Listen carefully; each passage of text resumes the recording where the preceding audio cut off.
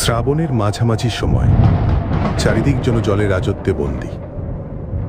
মেঘের দল দুপুর থেকেই পাক খেতে খেতে আকাশের সমস্ত আলো হরণ করে নিয়েছে। সন্ধে নামতেই শুরু হয়েছে অঝোর ধারায় বৃষ্টি। রাস্তার ধারে তালগাছ, নারকেল গাছ আর বাঁশ ঝাড়গুলো দমকা হাওয়ার তোড়ে মাথা নাড়ছে বারবার। মাঝে মাঝে বিদ্যুতের ঝলকানিতে যেন পুরো গ্রাম এক মুহূর্তের জন্য জীবন্ত হয়ে উঠছে, তারপর আবার সেই চিরচেনা অন্ধকারে ডুবে যাচ্ছে। বৃষ্টির শব্দ আর হাওয়ার গর্জনে যেন একটা গা ছমছমে ছায়া চেপে বসেছে সমগ্র গ্রামটা জুড়ে। এই রকম একটা রাতে গ্রামের মোড়ের ঠিক কোনায় বসে আছে সেই বিখ্যাত চপের দোকান। ছনের ছাউনি দেওয়া ছোট্ট ঘর, সামনে একখানা বড় কড়াইতে ফুটন্ত তেলে একের পর এক বেগুনি, আলুর চপ, লঙ্কার চপ এসব ভাজছেন বাবলুদা। এই দোকানটা থেকে শ্মশানটা খুব একটা দূরে নয়। এই বর্ষার মধ্যেও কারা যেন মৃতদেহ সৎকার করার জন্য সেখানে এসেছে। দূর থেকে হ্যারিকেনের বাতির আলোগুলো দেখা যাচ্ছে, ভেসে আসছে হরিধ্বনি। দোকানের ভিতরে কাঠের বেঞ্চে বসে আছে ৫-৬ জন গায়ের লোক। কেউ গামছা কাঁধে ঝুলিয়ে, কেউ আবার জবুথবু হয়ে বসে আছে। কারোর হাতে চায়ের ভাঁড়, কেউ আবার তেল চপে কামড় বসিয়ে গল্পে মশগুল। হঠাৎ দোকানের মধ্যে একটু সাড়া পড়ে গেল। কানে কানে একজন বলল, ওই দেখো, রামনাথবাবু আসছে। এই মানুষটাকে রোজগার আড্ডায় দেখা যায় না। বয়স ৭০-এর কোঠায় হলেও চোখে মুখে তেজ এখনো যেন এক যুবকের মতো। পরনে ধুতি এবং সেই সঙ্গে একরাশ রহস্য। কেউ কেউ বলে তিনি নাকি তন্ত্র সাধক, কেউ বলে ভবঘুরে, কেউ আবার বলেন ওনার শরীরের ভিতরেই নাকি দেবতা থাকে। আজ অনেক দিন পর বাবলুদার দোকানে এসেছেন উনি। উপস্থিতদের মধ্যে একটা অদ্ভুত উত্তেজনার ছায়া। কে আগে গল্প শোনার অনুরোধ করবে সেই নিয়ে যেন নীরব প্রতিযোগিতা। শেষে ভজা বলে উঠল, দাদু, আজ একটা নতুন কাহিনী বলো না। সেই শ্মশানের ভূতের গল্পটা সেদিন শুনে আমার রাতের ঘুম উড়ে গেছিল। রামনাথবাবু ভুরু কুঁচকে তাকালো। তোরা সব আজকালকার চ্যাংরা ছিলে, গল্প শুনে আমার পিঠ পিছে হাসাহাসি করিস, বলিস আমি গাঁজাখড়ি গল্প বলি। তাহলে কি আর গল্প শোনানোর কোনো মানে হয়? দলের মধ্যে থেমে গেল শব্দ। মাথা নিচু করে শিবুদা বলল, ভুল হয়ে গেছে দাদু, ওসব কথা ভাববেন না। আজ এমন একটা গল্প বলুন যাতে আমাদের মুখ দিয়ে কোনো শব্দ না বেরোয়।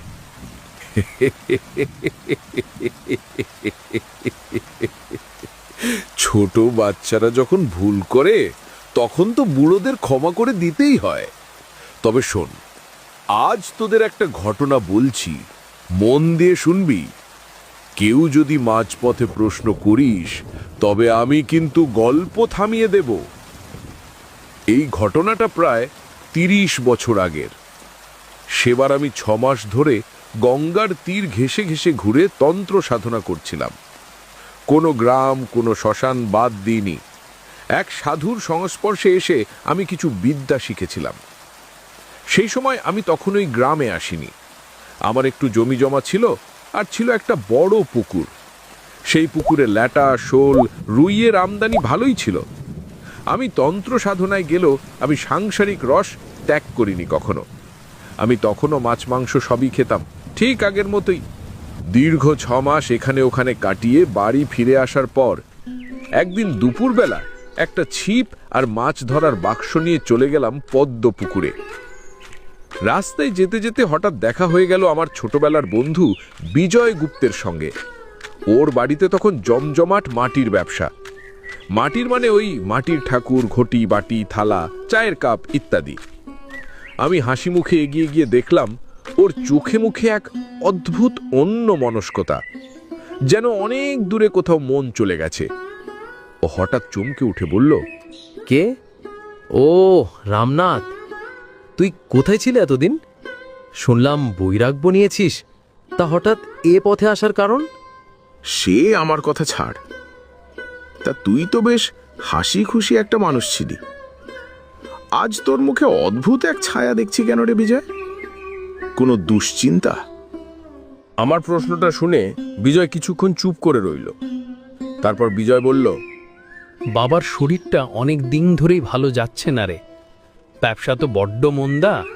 বিশেষ করে এই বছর যে কটা কাঁচা মাটির জিনিসপত্র বানানো হয়েছিল, মানে ওই মূর্তি, বাটি, কাপ, সবই ভিজে গিয়ে একেবারে নষ্ট হয়ে গিয়েছে। কিছুই বুঝতে পারছি না, সব খারাপ জিনিস একসঙ্গে কেন ভর করেছে আমাদের ঘাড়ে। তবে সবচেয়ে অদ্ভুত ব্যাপারটা তো এখনো বলিনি তোকে। সপ্তাহখানেক আগে এক ভোরবেলার কথা। সেদিন বাবা ঘুম থেকে উঠে দরজা খুলতেই দেখে উঠোনের ঠিক দুটো সিঁড়ির ধাপে রাখা রয়েছে কলা পাতার উপর একটা কাটা ছাগলের মাথা, পাশে হলুদ, সিঁদুর, কিছু সুপারি, সর্ষের তেল আর এক গুচ্ছ আতপোড়া ধূপকাঠি। পরিষ্কার বোঝা যাচ্ছিল জিনিসগুলো ফেলা হয়নি, সযত্নে সাজিয়ে রাখা হয়েছে। বাবা তক্ষুনি ওদের সবাইকে ডেকে তোলেন, কিন্তু কথা যেন কেউ না জানতে পারে। এই বলে ঘটনাটা ঘরের মধ্যেই চাপা দেওয়া হয়। বাইরের কেউ জানে না এই খবর। আজ শুধু তোকেই বললাম, ভাই, কথাটা কিন্তু 5 কান করিস না। বিজয়ের কথাটা শুনে আমি কিছুক্ষণ স্তব্ধ হয়ে গেলাম। বুকের ভেতরটা যেন ধক করে উঠল। কলা পাতার উপর ছাগলের কাটা মাথা, হলুদ, সিঁদুর, পান, সুপারি, এ তো নিছক কুসংস্কার নয়। এগুলো একটা নিদর্শন, তন্ত্র বা অভিশাপের এক অদৃশ্য ইঙ্গিত। আমি বললাম, আজ সন্ধেবেলায় একবার তোদের বাড়িতে আসতে চাই। বাইরে তখন গুড়ি গুড়ি বৃষ্টি নেমেছে। মাথায় ছাতা নিয়ে আমি বিজয়ের বাড়ির দিকে এগিয়ে চললাম। সেখানে পৌঁছে দেখি সে বাড়িতেই আছে। ওর ঘরে গিয়ে বসতেই সাথে সাথে গরম গরম চা আর এক বাটি আম তেল মাখা মুড়ি এসে হাজির, সঙ্গে খাসা আলুর চপ। সেদিন সেই চায়ের ধোঁয়ার মধ্যেও একটা ভারী ভাব যেন লুকিয়েছিল, যেন অদৃশ্য কিছু চুপ করে বসে আছে আমাদের আড়ালে। কিছু একটা যেন এইখানেই আছে, কিন্তু ধরা দিচ্ছে না। বিজয়ের সঙ্গে খানিকক্ষণ কথাবার্তা বলার পরে আমি একবার তার বাবাকে দেখে আসবার সিদ্ধান্ত নিলাম। ঘরের ভেতরে প্রবেশ করতেই সাথে সাথে একটা গুমোট কিছু আমার বুকের ওপর এসে বসল। জানালার কোণ দিয়ে চাঁদের এক ফালি অস্পষ্ট আলো ঘরে ঢুকেছে। যেন আলো নয়, এক রাশ ক্লান্তি মেঘে ছড়িয়ে পড়েছে সেই অসুস্থ প্রাচীন শরীরের ওপর। চোখের সামনে পড়ল এক অদ্ভুত ভয়ঙ্কর দৃশ্য। বিজয়ের বাবা মাধব পাল একসময় গ্রামের একজন পরিপাটি ও বলিষ্ঠ পুরুষ ছিলেন, আর আজ যেন হাড় জ্বালানো একটা কঙ্কাল সদৃশ্য জীবনের রূপ নিয়েছে। রক্তহীন গাল দুটো গর্তের মতো ভিতরে ঢুকে গেছে, চোখ জোড়া বসে গেছে কুঠুরে। সারা শরীরটা কেবল চামড়ায় মোড়ানো হাড়ের মতোই দেখাচ্ছিল। মাথার একপাশে কাঁচা পাকা চুল এবং কপালে আর মুখে ফুটে উঠেছে মৃত্যু।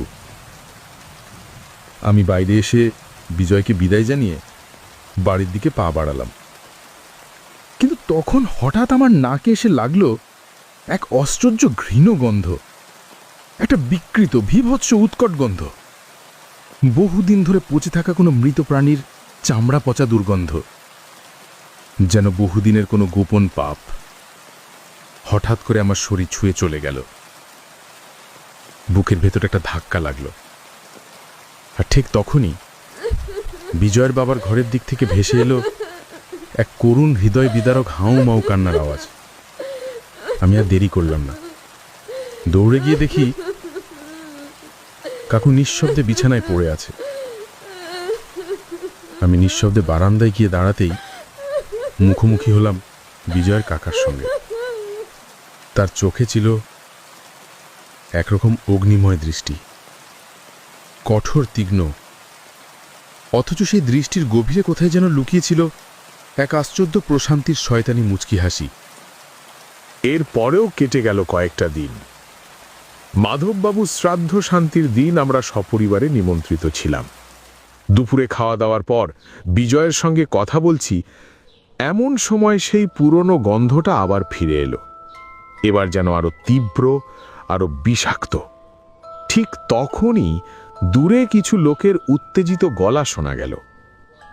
জাম গাছটার নিচে ছুটে গিয়ে দেখি একটি ছাগল গাছের গুড়িতে বাঁধা, তার শরীরটা অস্বাভাবিকভাবে ছটফট করছে। ছাগলটির পেট ফুলে উঠেছে অস্বাভাবিকভাবে, মুখে যন্ত্রণার আর্তনাদ থাকলেও কোনো আওয়াজ নেই। দেখতে দেখতে ছাগলটা মাটিতে লুটিয়ে পড়ল। আমি স্তব্ধ হয়ে রইলাম। একটাই ভাবনা মাথায় ঘুরছে, এই গন্ধ সেই একই বীভৎস গন্ধ। গন্ধটা এলেই কেন যেন একটি করে প্রাণ নিঃশেষ হয়ে যাচ্ছে। এ গন্ধ কি তবে মৃত্যুর দূত? এর অর্থ কি? আমি বিশ্বজিৎকে একখানে ফর্দ লিখে দিলাম কয়েকটি বিশেষ যাগযজ্ঞের প্রয়োজনীয় সামগ্রী জোগাড় করার জন্য। ওর প্রতি আমার একরকম সহানুভূতি কাজ করছিল। বাড়ি ফেরার আগে ওকে খুব স্পষ্ট করে বলে দিলাম, এবার দেরি করলে সর্বনাশ ঠেকানো যাবে না। দিনটা কোনো রকমে কাটল, কিন্তু রাতের নীরবতা ছিন্ন করে আবার সেই পরিচিত পচা তীব্র ঝাঁঝালো গন্ধ আমার নাকে এসে লাগলো। ঘুমটা ভেঙে গেল। দরজায় কেউ জোরে জোরে ধাক্কা দিচ্ছে। দরজা খুলে দেখি বিজয় কাঁদোমাদো মুখে দাঁড়িয়ে। ওর কথা শুনে জানলাম ওদের বাড়িতে আবার মৃত্যু হানা দিয়েছে। ওদের বাড়ি ঢুকতেই দেখি গোয়াল ঘরের 3টে গরু আর 2টো বাছুর সব মারা গেছে ঠিক সেদিনকার ছাগলটার মতো। ছটপট করতে করতে মুখ দিয়ে বেরিয়েছে কালো রক্তের ছিটা। আমার বুকের ভেতরটা যেন আবার ছুঁয়ে উঠল। সেই একই গন্ধ এবং তার সঙ্গে মৃত্যু। হঠাৎ একটা কথা আমার মাথায় খেলে গেল। আমি বিজয়কে বললাম, আচ্ছা, একটা কথা বলতো বিজয়, সেদিন ভোরে তোর বাবা যে ছাগলের কাটা মাফাটা কলা পাতায় পেয়েছিলেন, সেটা পরে কি করেছিলেন? সেটা তো আমার বাবা নিজের হাতে ওই মনা কাকাদের বাঁশবাগানে গিয়ে পুঁতে দিয়েছিলেন। আমি তখন ওনার সঙ্গেই ছিলাম। তাহলে আমাকে সেখানে নিয়ে যেতে পারবি? এখন না হলে আর কখনো নয়। বিজয় আমার দিকে এক মুহূর্ত তাকালো, তারপর মাথা নাড়িয়ে বলল, ঠিক আছে। আমরা দুজনে তখনই রওনা দিলাম মোনা কাকাদের বাঁশবাগানের দিকে। রাত তখন গভীর। পেছনে নিঃশব্দে গ্রামটা নিদ্রার দেশে হারিয়ে গেছে। 5 মিনিট মতো হাঁটার পর আমরা পৌঁছে গেলাম বাঁশবাগানের গভীরে, সেই নির্দিষ্ট জায়গাটায়। নরম ভেজা মাটির ওপর বিজয়ের দেখিয়ে দেওয়া জায়গাটা খুঁচাতে লাগলাম। কয়েক মিনিটের মধ্যেই মাটি খানিকটা সরিয়ে ফেলতেই একটা পচা গলা বস্তু উকি দিতে লাগলো। চোখ খুলে তাকাতেই বুঝলাম এটাই সেই ছাগলের কাটা মাথা। কিন্তু মাথাটা তখন আর চেনার মতো নয়। মাংস বেশি পচে গিয়ে এক বিভৎস বিকৃত চেহারা নিয়েছে। এক ঝটকায় ঘিন ঘিনে সেই গন্ধে বমি গলা অবধি উঠে এলো। তবে আমি নিজেকে কঠোরভাবে সামলালাম। এই মুহূর্তেই আমাকে কিছু একটা করতে হবে, সময় নেই। গুরুর দেয়া মন্ত্র ঠোঁটে জপ করছিলাম। বিজয়, এবার আমাদের দৌড়তে হবে। কিছু দেখলে থামবি না, সাহস করে বুক চিদিয়ে চল। আমি তো আছি, আমাদের ক্ষতি করতে পারবে না কিছু। কিছু দেখলে থামবি না। কথাটা বলার শেষ হতেই বাঁশঝাড়ের মাথায় সশব্দে পাতাগুলো নড়ে উঠল। একটা চিল চিল শব্দ উঠল, যেন কেউ মাথার ওপর দিয়ে দ্রুত গতিতে সরে গেল এপাশ থেকে ওপাশে। আমি আমার গেঞ্জিটা খুলে ছাগলের বিকৃত মুন্ডুটা শক্ত করে পেঁচিয়ে বেঁধে নিলাম। এক জঘন্য কাজ, কিন্তু এটা আমাকে করতেই হবে। এরপর শুরু হলো জীবনের সবচেয়ে ভয়ানক দৌড়। আমরা দুজন প্রাণপণে দৌড়াচ্ছি অন্ধকারের ভিতর দিয়ে। বনের রাস্তা, কাদা মাটি, ভেজা ঘাস কিছুই আমাদের থামাতে পারছে না। পিছনে যেন কোনো ছায়া ধাওয়া করছে। হাঁপাতে হাঁপাতে অবশেষে বিজয়ের বাড়ি পৌঁছে গেলাম। আর দেরি করলে চলবে না, এক্ষুনি আমাকে যজ্ঞে বসতে হবে। সৌভাগ্যক্রমে বাড়িতে ছিল শুকনো বেলগাছের ডাল, ঘি, সাদা বালি আর যা যা প্রয়োজন। তেল, আতপ চাল, সিঁদুর, পোড়া কাঁথার চাই, একচালা ধুনো, মটরের খোল, কিছু পুরনো ধূপকাঠি সব এনে দিল বিজয়। আর তখনই এগিয়ে এলেন বিজয়ের মা। কাঁপা গলায় বললেন, তুমি বাবা কিছু একটা করো। বিগত কয়েক মাস ধরে আমাদের সাথে যা হয়ে চলেছে, আমরা তো কারোর ক্ষতি করিনি। হঠাৎ হঠাৎ এমন শত্রু কে হয়ে উঠল? চিন্তা করবেন না কাকিমা, যতটা পারি আমি আমার সাধ্য দিয়ে চেষ্টা করব এই অভিশাপকে চিরতরে মুছে দিতে। কিছুটা জায়গা খানিকটা পরিষ্কার করে মাঝখানে তৈরি করলাম একটি ছোট কিন্তু পূর্ণাঙ্গ যজ্ঞকুণ্ড। চারপাশে একে একে সাজিয়ে রাখলাম তেল, সিঁদুর, শুকনো বেলগাছের ডাল, ঘি, আতপ চালের আটা, সাদা বালি, তুলসী পাতা, গঙ্গার জল। এবং বিজয়ও কয়েকটি মাটির পাত্রে কিছু গন্ধদ্রব্য আর শুকনো নিম পাতা এনে দিল। বিজয়, তার মা আর সঙ্গে বাড়ির কয়েকজন কর্মচারী, তারা খানিকটা দূরে বসে নির্বাক হয়ে তাকিয়ে আছে। তাদের চোখে আতঙ্ক আর একরাশ উদ্বেগ। আমি আগুন ধরালাম। প্রথমে আহুতি দিলাম ঘিয়ের সঙ্গে সিঁদুর মেশানো আটা, তারপর বেল গাছের শুকনো ডাল। এক মুহূর্তে থেমে নিজের ডান হাতে তর্জনীতে ক্ষত করে খানিকটা রক্ত বার করলাম। তারপর সেই রক্ত মিশিয়ে দিলাম আহুতি হিসেবে। তারপর ধীরে ধীরে শুরু করলাম সেই দুর্লভ রক্তগ্ন তন্ত্র। প্রথমে ধীরে, তারপর যেন মন্ত্র নিজের গতিতে দৌড়তে শুরু করলো। হঠাৎ ছায়ার মতো কিছুর উপস্থিতি যেন ঘরের চারপাশে ঘুরছে। একবার যেন ঘরের ভেতর থেকে শব্দ আসছে, অস্বাভাবিক রকমের। চারিদিকের বাতাস যেন কেমন গুমোট হয়ে আসছে। দম বন্ধ করা একটা চাপ এসে পড়ছে। আমার গায়ের গেঞ্জির ভেতরে জড়িয়ে রাখা সেই পচা ছাগলের মাথাটা বের করলাম। গন্ধটা এমন তীব্র যে শরীরের ভেতর থেকে বমির ঢেউ উঠে আসছিল, কিন্তু আমি চোখ বন্ধ করেই সেটা যজ্ঞের আগুনে ছুঁড়ে দিলাম। আর ঠিক তখনই ঘটল ভয়ঙ্কর ঘটনা। যজ্ঞের আগুন দাউ দাউ করে জ্বলে উঠল এক তীব্র রাগান্বিত গর্জনের মতো আওয়াজে। এরপর হঠাৎই সে আগুন আবার ধক করে নিভে গেল, আর সেখান থেকে বেরোতে লাগলো কালো কুচকুচে ধোঁয়া। না না, ওটা শুধুমাত্র ধোঁয়া নয়, ওর মধ্যে ছিল কোনো জীবন্ত অশুভ শক্তির অস্তিত্ব। স্পষ্ট দেখতে পেলাম সেই কালো ধোঁয়াটা যেন সেই ছাগলের কাটা মুন্ডুটার রূপ ধারণ করেছে। কি বিভৎস সেই মুখাবয়ব!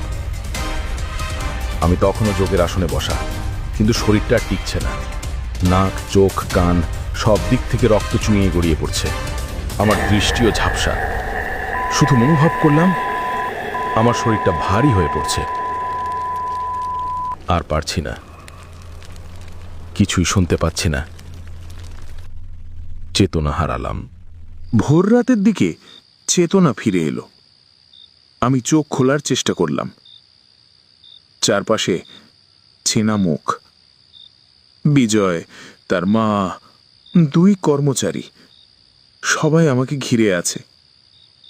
কারো চোখে জল, কেউ নীরব। বিজয়ের মা কাঁপা কণ্ঠে বললেন, বাবা, তুমি আমাদের রক্ষা করতে গিয়ে এত বড় বিপদের মধ্যে পড়বে বুঝতে পারিনি। তোমার কিছু একটা হয়ে গেলে সমাজে মুখ দেখাতে পারতাম না আমরা। চিন্তা করবেন না কাকিমা, আমি যথাসাধ্য করেছি। বাকিটা এখন ঈশ্বরের হাতে। তবে এই কথা নিশ্চিত, আপনাদের পরিবারের ওপর কেউ মারণ বাণ প্রয়োগ করেছিল। আমি সেই বাণ ঘুরিয়ে দিয়েছি ঠিক তার দিকেই। এতটা বলে রামনাথ দাদু থামলেন। দোকানের মধ্যে সবাই চুপচাপ, কারুর মুখে কোনো কথা নেই। বৃষ্টি আগের থেকে আরো বেড়েছে, সঙ্গে বজ্রপাতের আওয়াজও। আমাদের প্রত্যেকের গা ভয়ে শিউরে উঠল।